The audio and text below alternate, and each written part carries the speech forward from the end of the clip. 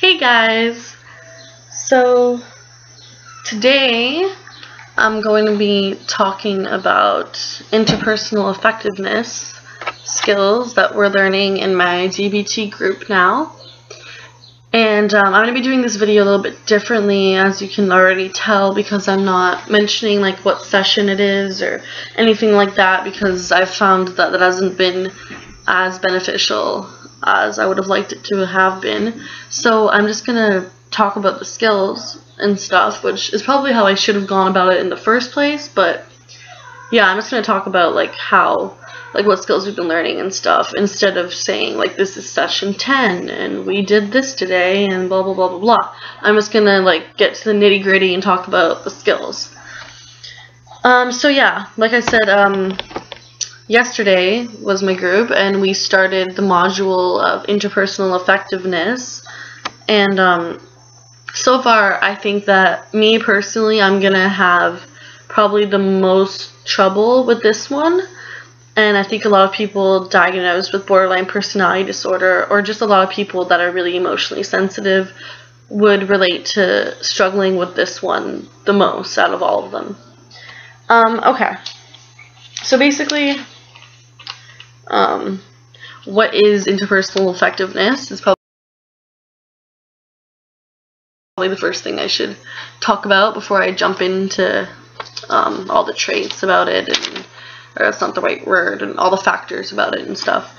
So basically in DBT, interpersonal effectiveness refers to the skills that help us to attend to relationships, balance priorities versus demands, balance wants and shoulds, and build a sense of mastery and self-respect.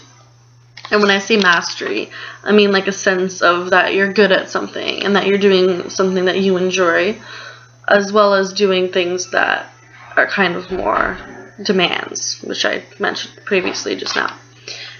So what we did in my group, I'm just going to put my glasses on so I can actually read properly.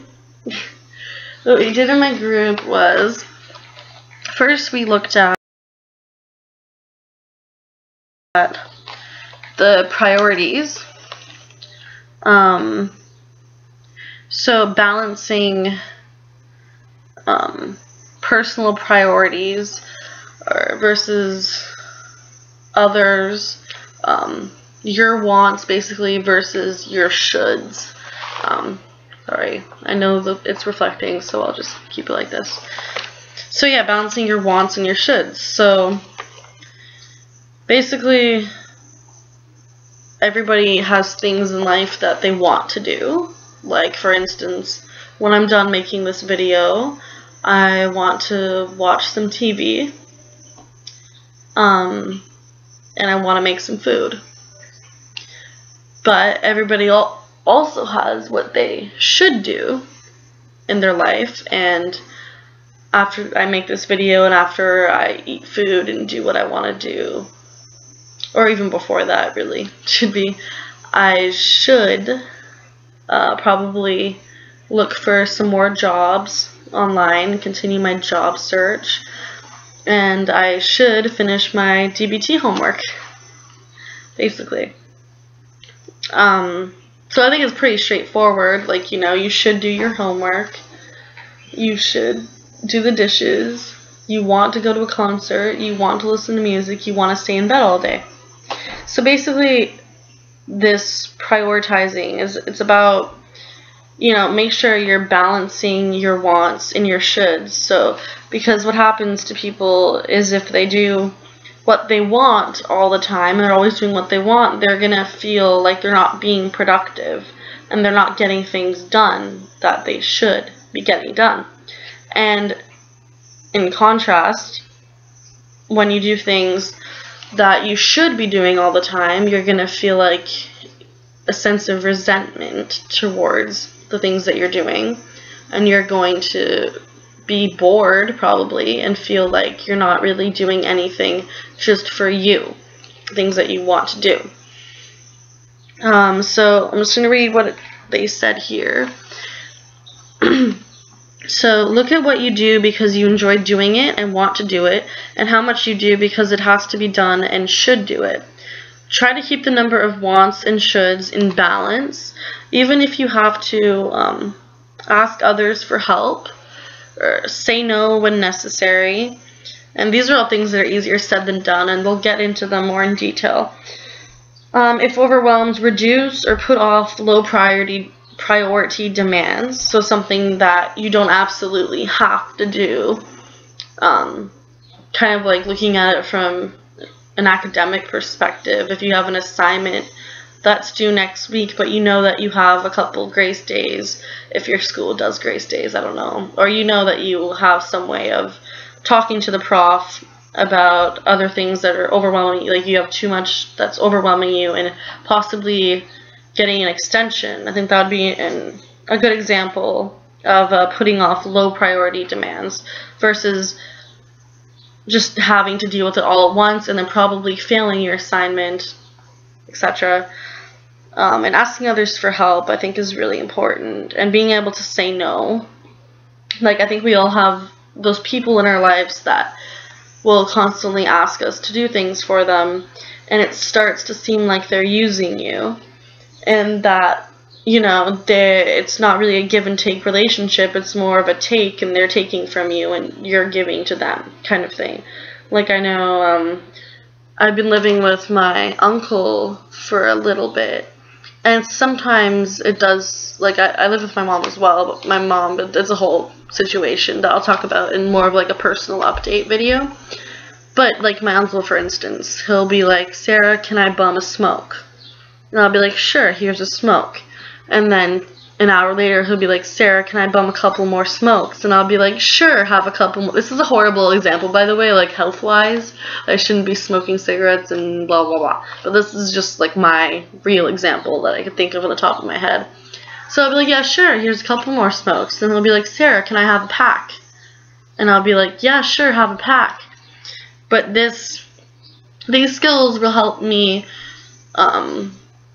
be able to be like, no, I'm sorry, I'm actually running low on smokes right now, and I can't spare smokes for you, kind of thing. And saying no has always been a really hard thing for me to do personally. So yeah, I look forward to kind of enhancing that skill, and I think a lot of people can relate to that.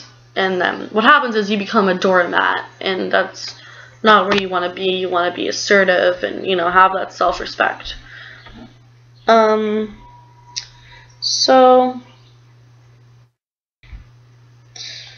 Get your opinions taken seriously. Get others to do things that you would like them to do.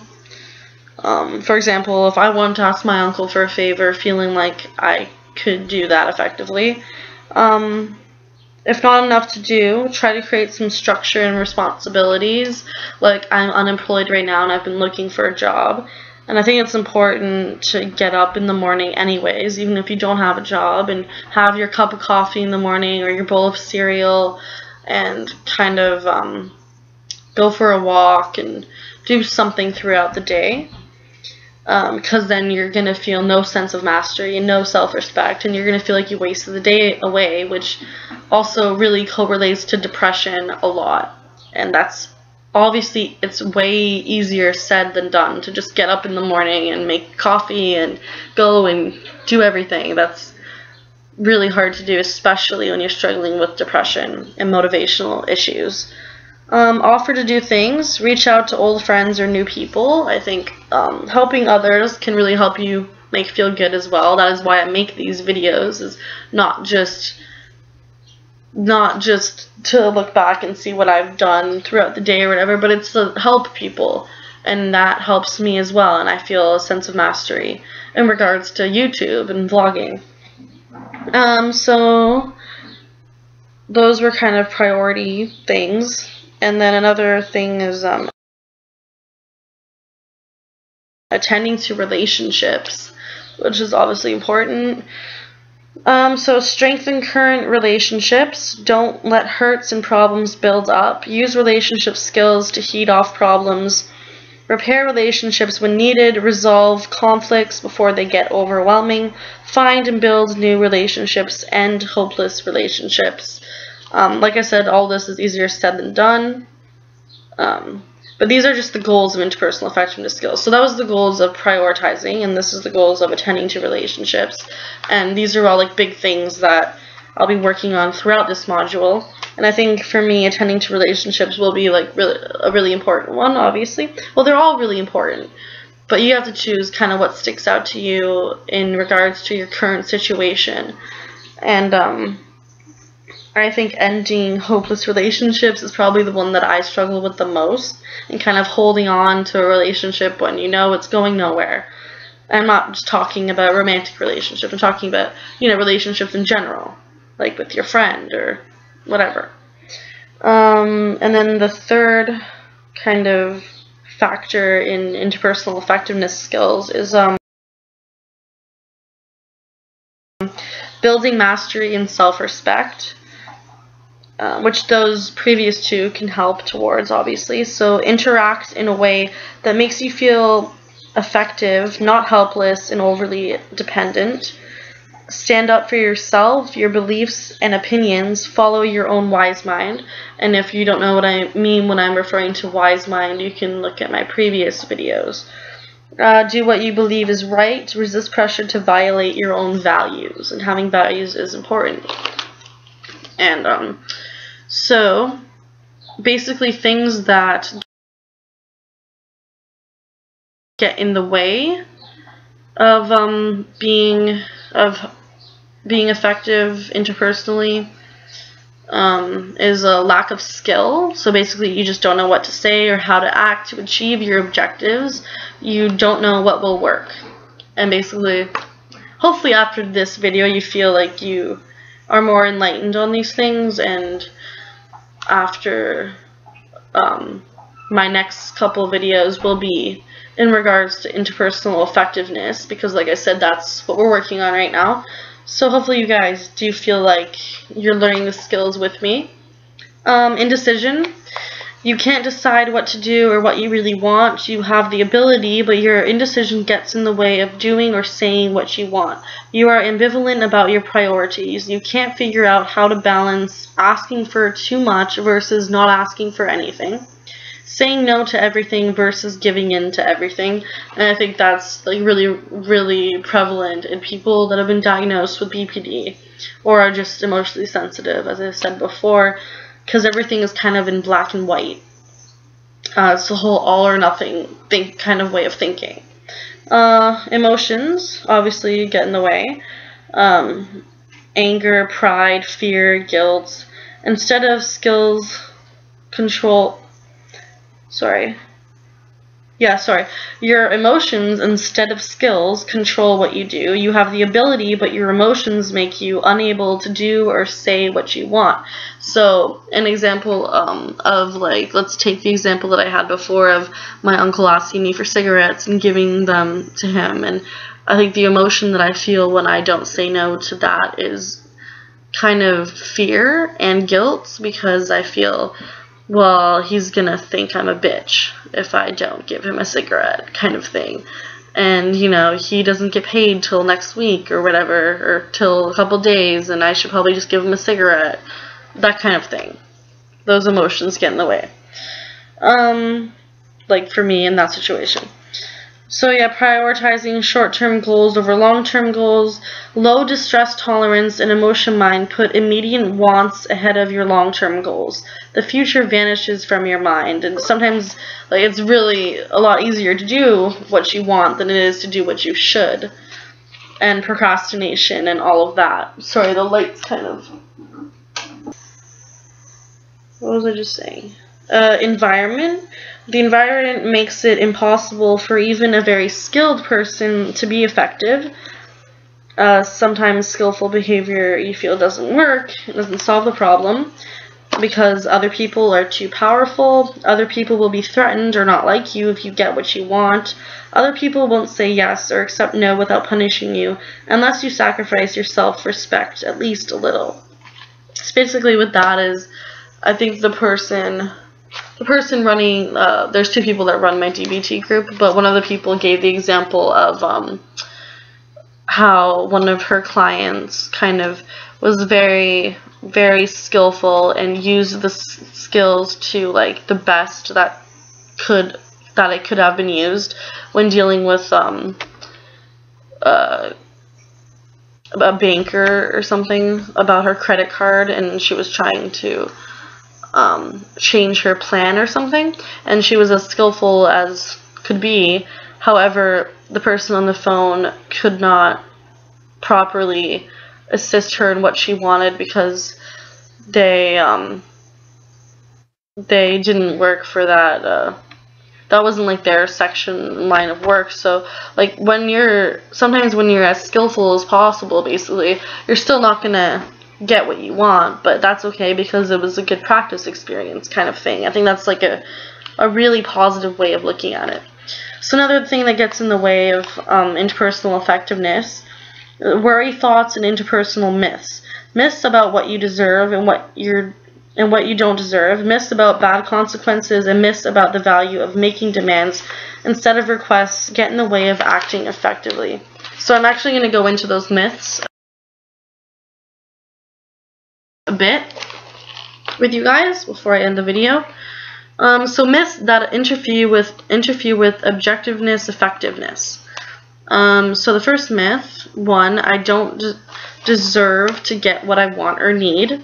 And my homework that I've already done, but part of the homework was to make a challenging statement for these myths.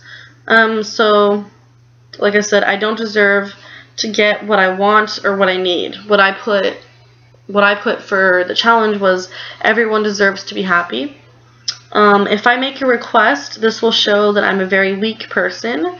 And I put, if you make a request, it'll show that you're able to ask for help. I have to know whether a person is going to say yes before I make a request. And I put, rejection is a part of life. If I ask for something or say no, I can't stand it if someone gets upset with me. And I put, you can't control other people's reactions, kind of like it is what it is kind of perspective. If they say no, it will kill me. If they say no, you'll get over it. That's what I put. Kind of harsh, but gets to the point. Making requests is a really pushy, bad, self-centered, selfish thing to do. And I put, making requests is sometimes necessary. Saying no to a request is always a selfish thing to do. And I put, saying no to a request means you're prioritizing, as like I talked about before. I should be willing to sacrifice my own needs for others. And I put, you can't help others if you can't help yourself first.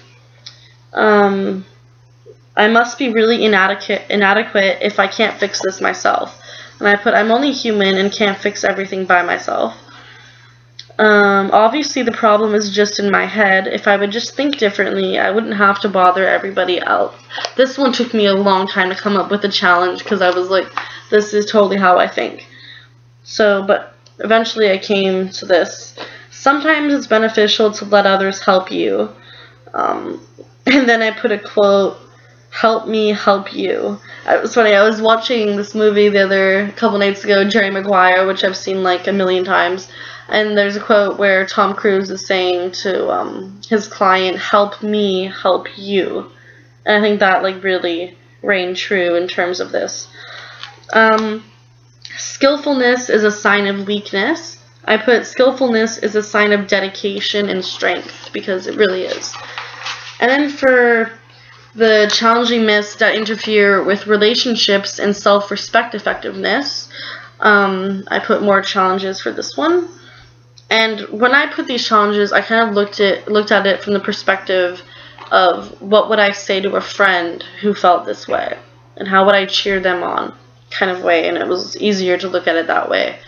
I shouldn't have to ask. They should know what I want and do it. I put, people aren't mind readers no matter how obvious you think your problem or solution is. They should have known that their behavior would hurt my feelings. I shouldn't have to tell them. I put, not everyone is as caring or emotionally sensitive as you are. I shouldn't have to negotiate or work at getting what I want. I put getting what you want is more satisfying when you've worked hard at it. Other people should be willing to do more for my needs. I put you should be willing to do more for yourself. Other people should like, approve of, and support me. I put it's impossible to make everyone like you, so instead focus on liking yourself. And these are all things, like I said so many times in this video, it's easier said than done. So I'm not saying like that it's really, really easy, and I'm struggling with all of this, obviously, because I'm in the group. But yeah. They don't deserve me being skillful or treating them well. This one, I think, I really do feel this way, like in terms of my mom especially. I feel like she doesn't deserve me being skillful towards her or being nice at all when she's not towards me. So the challenge that I came up with for that one was, you deserve to feel good about the way you treat people. And at the end of the day, you're probably going to feel an ounce of guilt for being bitchy or mean or judgmental towards someone, because you don't really have to stoop to people's levels, and I think that's important.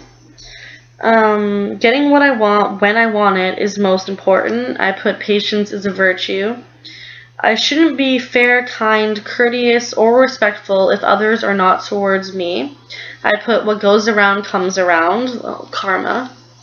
Revenge will feel so good it will be worth any negative consequences. I put revenge will only feel good temporarily. In the long term it won't feel as great. Only wimps have values. I put only strong people have values, because I really do believe that. Everybody lies. I had kind of a hard time coming up with a challenge for that one as well, so I just put be as honest as you can be, don't worry about others. Getting what I want or need is more important than how I get it. The ends really do justify the means. I also had trouble with this one, and I put the way you go about getting what you want or what you need builds character and like personality and stuff, I guess. So yeah. I hope you guys found this video useful. I kind of did change how I've been making these videos, and this video is kind of different from my previous ones, is what I'm trying to say. So hopefully it's a bit more useful to you guys, and that I'm going to probably name this video Interpersonal Effectiveness, Balancing Priorities, Factors Reducing Interpersonal Effectiveness, and Discouraging Myths. That way the name of the video really, like, you know, shows what the video is about, which is important, instead of just calling it Session 24 or something.